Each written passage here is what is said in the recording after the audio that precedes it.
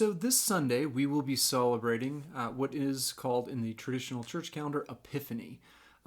It's a good reminder that the kind of rhythms of how we celebrate Christmas and the rhythms of what Christmas actually means are a little different from our culture to what most of the church is celebrating around the world. So obviously, leading into Christmas, December 25th, we have the season of Advent, those 4 weeks in which we're anticipating and celebrating both God's kind of work among us in the past and in the future. Then Christmas is not just a single day, and then, like it just kind of wraps up like it often feels like, okay, great, we did Christmas and we're, moving on to New Year's, etc. In the traditional Christian church, it's a couple of weeks. It's a kind of rumination and a celebration, which ends about 2 weeks later, always on January 6th, which I think is Monday or Tuesday this week, with the celebration of Epiphany. And Epiphany is the holiday which we celebrate the coming of the wise men or the magi to visit Jesus. And we'll look at the Matthew passage in a second, pointing out that despite the fact it's often easier, more convenient to put the shepherds and the wise men all together in a nativity scene, the length of time between his birth and these men showing up was likely up to 2 years. A lot of people think when Herod goes after 2-year-olds and younger, that's him guessing when Jesus was actually born. And so there is a distance of time, and the churches recognize that there's this kind of opportunity in the progressive. We have the big, loud night that we celebrate on Christmas of the least of the least, the shepherds coming to celebrate Jesus' birth by direct revelation in a very, very unlikely place. And yet Matthew picks up on something else here, this recognition that these foreign astronomers, magicians, whatever you want to call them, have shown up with gifts, and that this is kind of a foretaste of passages we see referred to many other places in the Old Testament, particularly in this section out of Isaiah chapter 60, which I will read in just a second. So that's what Epiphany is. It's very closely associated with the Magi and their visitation, and with the promises that this was not just a Messiah for God's people of Israel, but for the entire world. And the Magi, of course, representing the rest of us, all us dirty Gentiles that, through God's sheer good grace, got to be part of the family of God. But first, Matthew, as a good Jew who knows his Old Testament really well, or his scriptures, since there wasn't a New Testament when he's writing, would have recognized the significance of these men showing up, in that they're symbolic of something that's been going on for a long time in God's, and a lot of promises that have been coming. And Matthew particularly is very good at recognizing the ways in which Jesus continues the story of his people and fulfills and represents and I mean almost symbolizes the entire relationship between God and his people in a single human being. And so this is one of those moments. And so to really understand what Matthew is trying to do, we have to recognize the context of passages like this one out of Isaiah 60, which is where I want to start. Okay, so Isaiah chapter 60, verses 1 through 6 says this: "Arise, shine, for your light has come, and the glory of the Lord has risen upon you. For behold, darkness shall cover the earth, and thick darkness the peoples. But the Lord will arise upon you, and his glory will be seen upon you. And nations shall come to your light, and kings to the brightness of your rising. Lift up your eyes all around and see. They all gather together, they come to you. Your sons shall come from afar, your daughters shall be carried on the hip. And then you shall see and be radiant. Your heart shall thrill and exult, because of the abundance of the sea shall be turned over to you. The wealth of the nations shall come to you. A multitude of camels shall cover you, and young camels from Midian and Ephah. All those from Sheba shall come. They shall bring gold and frankincense, and they shall bring good news, the praises of the Lord." So just kind of a couple important things for this passage is, one, the context again is right here at the beginning. For behold, darkness shall cover the land, and a thick darkness, to make sure he really makes the point. The time when Isaiah is offering these promises is one of almost complete societal collapse. Isaiah is going to both witness and kind of prophesy the complete loss of political independence. I mean, Isaiah is really good at pointing out, okay, this is the choice before you: trust God or play politics with much bigger, nastier people than you are. And so Isaiah is one of the first ones who's going to talk about the exile coming, and this is not going to work out because you don't trust God. And yet, in spite of that, God is good, right? And so Isaiah, just like in Jesus' time, just like our own time in a lot of ways, is living in a time in which oppression, political oppression, is a very real possibility. The social upheaval that he is witnessing, the cultural just rot that is going on, are things that feel familiar to us in some ways that were much, much worse even in Jesus' time as well. And the hope, the important thing about Isaiah is, again, the hope and the defiance of these darkness. The darkness and the circumstances do not have the ultimate say. And Isaiah has some of the most hopeful, beautiful passages, including the one we just read, in which he is promising, despite the darkness, God is going to step in. God is going to do something. God is going to move in human history in this kind of glorious, triumphant way when things are made right again. And so this section is one of those very important sections, which again, Epiphany really likes to emphasize that kind of light in the midst of the darkness that we've been talking about throughout all of Advent.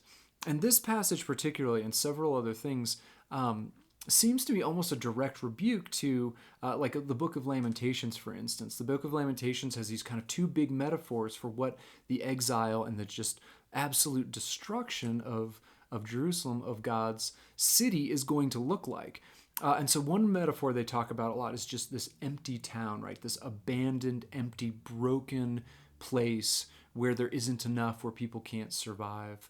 And in kind of response to that, this section is going to have a lot that talks about abundance and fullness and riches and just having enough, having a rich, good, full life, as a rejection of kind of the emptiness and the abandonedness that is going to be experienced in this place of darkness.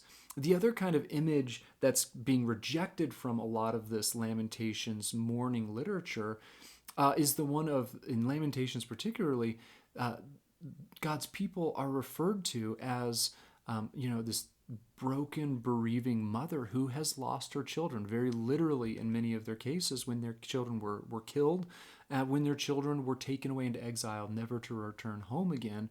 One of those passages out of Isaiah is going to be quoted in Jesus' life when, the evil King Herod slaughters all these innocent children, trying to kill him as the Messiah, right? And this passage is brought up. And yet again, Isaiah 60 is not a passage about despair. It is a passage of hope, and says, this gathering, this bringing of your children back, when you think there is no way people will ever be able to be together again, this is never going to happen.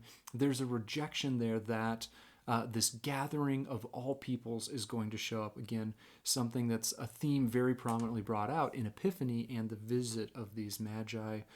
I think triumphant passages like this, just as kind of a side note, I think we need to be a little cautious and careful of, to make sure we're really getting at what God is inviting us into. This passage particularly was a favorite at Jesus' time. A lot of the ruling people looked and saw this restoration, this decisive action of God, and they looked forward to this. They got very excited about it, right? They're looking, saying, hey, this is going to be great. We're going to get this reversal. Those of us who are kind of the downtrodden and the oppressed, we get to overthrow the people who are oppressing us. They who were big and powerful, they get to be our vassals. They work for us now. They're our slaves, etc. And we who were beat up and oppressed and all that, we get to be in charge. Now we get to be the big overlords. They really want to just flip things around. So those who are on top are now on bottom. Those who are on bottom are now on top. I think studying human history, we've seen this happen a lot of times, right? And that's generally what revolutions. That's generally what the fight is about, is kind of a reversal. And so many times in human history, we have seen those who take power for a certain reason become the very thing that they were fighting against in the first place. And I think this mentality is going to haunt passages like this throughout human history as well. This is how, in Jesus' day and time, many of the rulers and those people were expecting, right? Okay, so the oppressor has changed. It's not Nineveh anymore. It's not Babylon anymore. Now it's the Romans. But when God shows up, you know what's going to happen? Messiah is going to kick butt and he's going to put us back in charge. And then we get to be the big overlords. We get to treat you the way you treated us. Interestingly, this passage is one that has been stolen by many peoples and many different empires in human history, including Christopher Columbus. This was one of his favorite passages that he took very literally, you know. And he said this to the king of and queen of Portugal. He said, "Tell you what, God has told me to go do something, and I will bring the silver and gold of the nations to you in God's name." Right? They focused on a certain way, and there's this mentality of people always want to put themselves as, we are the chosen ones. We are the ones who are going to bring, whether it's enlightenment or prosperity. Here's our thing. And so is it really that big of a deal for you to have to give up all your material wealth and or freedom, etc.? And I say all this as a warning because passages that are beautiful like this about God restoring things, and that is talking about abundance and celebration, we can try to insert ourselves into passage like this in a sort of triumphalist way that is not really what God is about and what God is really talking about. Again, ironically, whether it's Christopher Columbus or the English Empire or name an empire, they've tried to say, hey, we are bringing something that is good to all of you. Therefore, we'll take your stuff, but it's much better than what we're giving you, right? They're taking passages like this and they're ironically completely missing the point. Again, one of the amazing things about this passage for most of human history is that Gentiles are included, right? God's people could make a pretty good historical argument there is something unique and special about us. And yet they take passages like this and say, we get to be the kings, we get to be the overlords, when the thrust is generally, I've taken those of you who are unimpressive for the sake of everyone else, right?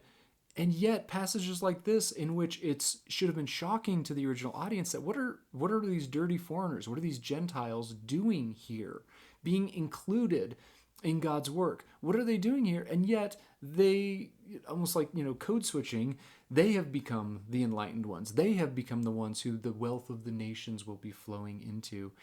And so if you don't get God's heart in passages like this, it just comes off as very bizarre. And we're going to miss completely what God is trying to do here. Again, in the New Testament, people who thought this passage was about them and their victory are going to become the ones who oppress the actual Messiah. They are going to become the ones who become the darkness that they think that they are overthrowing. And we just have to be really careful of this because, again, you can read this passage, this promise of what God is doing, this multitude and other people coming and gathering into the family of God. And Matthew sees this is starting to happen, this celebration of all the peoples of the earth being gathered, of abundance and celebration, in a context in which a poor unmarried girl and her baby are being celebrated, and in a way the world misses it. So in Matthew 2, we hear these verses talking about the actual Magi. Now after Jesus was born in Bethlehem of Judea, in the days of Herod the king, behold, wise men from the east came to Jerusalem, saying, where is he who's been born the King of the Jews? For we saw his star, and when it rose, we've come to worship him. When Herod the king heard this, he was troubled, and all Jerusalem with him. And assembling all the chief priests and scribes of the people, he inquired of them where the Christ was to be born. And they told him, in Bethlehem of Judea, for so it is written by the prophet, and you, O Bethlehem, in the land of Judah, are by no means least among the rulers of Judah. For from you shall come a ruler who will shepherd my people Israel. Then Herod summoned the wise men secretly and ascertained from them what time the star had appeared. And he sent them to Bethlehem, saying, "Go and search diligently for the child, and when you found him, bring word to me, that I too may come and worship him." After listening to the king, they went on their way, and behold, the star that they had seen when it rose went before them until it came to rest over the place where the child was. When they saw the star, they rejoiced in exceedingly great joy. And going into the house, they saw the child with Mary his mother, and they fell down and worshipped him. Then opening their treasures, they offered him gifts, gold and frankincense and myrrh. And being warned in a dream not to return to Herod, they departed to their own country by another way. And so it's interesting that, again, these foreigners who sound an awful lot like Gentiles showing up, bringing the best of what they have, offering it again to this king, this Messiah, who we're going to discover in the course of the story is in fact God himself, right? And yet, you can't think of a sharper contrast between the surprising insight of the outsider and the reaction of the insiders, right? What does Herod do? He goes to the most educated, the elite, the people who should most have been prepared to recognize who God is and what he was up to. And because this Messiah is a poor person, because this Messiah is not impressive in all the ways, because this Messiah doesn't seem like a very good vehicle for making sure they stay on top of the Romans, etc., they're going to reject him. And where these gifts were offered as worship, as honor of this great king, them bringing attention of the authorities to him, the gifts will in fact most likely be used to pay for Jesus entering his own time of exile. He has to run away, become a refugee, live in Egypt for a handful of years until it's safe, probably funded by these great gifts. And then, those who were meant to celebrate him have in fact become the darkness. And yet, as we follow in Jesus' light, it's going to show us something that is actually worth celebrating. Matthew is really good at again and again and again recognizing what God is up to, and so much better of a dream that this passage from Isaiah of dreaming of abundance being gathered, of all people being there, not just some kind of an elite, whether it's, this original Jewish group of leadership or whatever, flavor of the week empire is going on in which people want to insert themselves and their version of ideology or prosperity or cultural thing, right? It rejects that and says this is a true celebration, again, the point of which is the goodness of God, not the goodness of any of these random people. It's not about the stuff. It's about God and what God is providing. And I think one of the really beautiful things about both the way the Gospels will develop, the people Jesus spends his time around, the way the church is going to develop afterwards, is the world tends to want to offer unity by conformity, right? If you become more like us, if you look like us and think like us and talk like us and value the things like us, we can get along. God's dream for a community of which he is the head seems to celebrate people in their distinctness. The different cultures that are going to be represented in passages like the end of Isaiah, like 60, we're going to hear references. We heard a quick reference to a few of them, like Midian and Ephah and Sheba, right? These were all cultures that were totally different than Israel. These were all cultures who are going to bring in Isaiah distinctive things about them. We're going to hear about the ships and the types of jewelry they bring. These are cultural artifacts. These are often different ideologies. All of these things are going to have a place at the table. And I would say the Christian church at its best across the world does not erase our distinctiveness and our cultures. Those things are brought together, not into, again, conformity, but celebrating kind of the diversity of ways we can worship and understand God who is among us. And so whereas we are going to want to take passages like this victorious one and celebrate us and our stuff, when we are instead celebrating what God is up to in the world, when we have an inkling of just how diverse the human race is and the diversity of people that are going to come into the kingdom, passages where we're caught off guard, in which these outsiders who are probably astrologers and the magicians, the type of people who shouldn't know what God is all about, right? Are there to teach God's own people who God is and what God values and what God is up to in the world. And when we get who God is, we can celebrate this gathering and the fact that we are included as not part of the original family of God.